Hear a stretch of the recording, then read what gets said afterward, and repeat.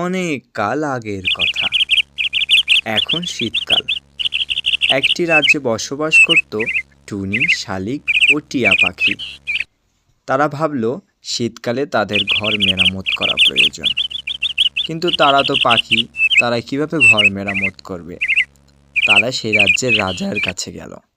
সে রাজ্যের রাজা গিরিশচন্দ্র এবং রাজ্যের মন্ত্রী যক্কর-বক্কর।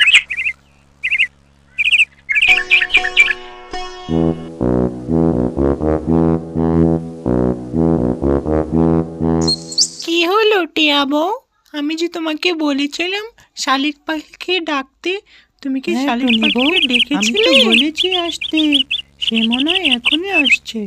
দেখা যাক কখন আসে টুনি, তারপরে সময় পেলে না হয় একটা সলা পরামর্শ করা যাবে। সবাই ভালো আছে তো?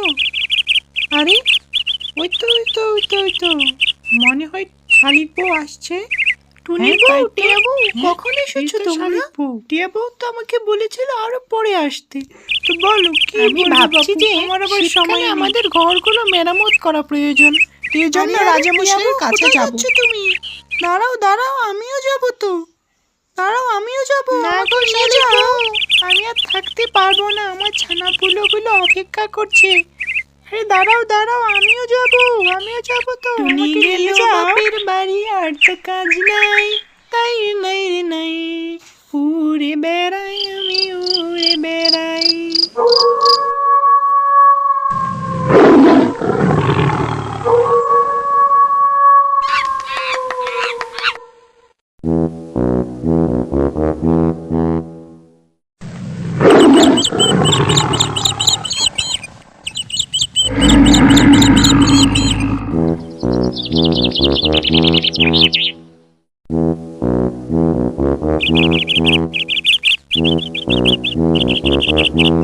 আচ্ছা মন্ত্রী, আমি যে তোমাকে বলেছিলাম রাজ্যের খোঁজ খবর নিতে, তুমি কি রাজ্যের খোঁজ খবর নিয়েছিলে? আজ্ঞে না মহারাজ, আমি তো নিয়েছি। যাই বাবা, গিয়ে মহারাজকে বাড়ির কথাটা বলে আসি, তারপর নয় ডালে বসে সবার সঙ্গে পরামর্শ করা যাবে। এই কথা বলে টুনি উড়াল দিল রাজপ্রাসাদের দিকে। আচ্ছা মন্ত্রী, রাজ্যের পশু পাখিদের কি খবর? তুমি কি তাদের খোঁজ খবর নিয়েছো?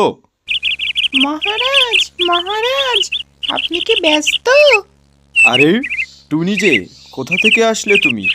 বলো কি সমস্যা? মহারাজ, ওই বেয়াদব টুনিটির কথা শুনবেন না। এ খুব বজ্জাত, এ খুব শয়তানি করে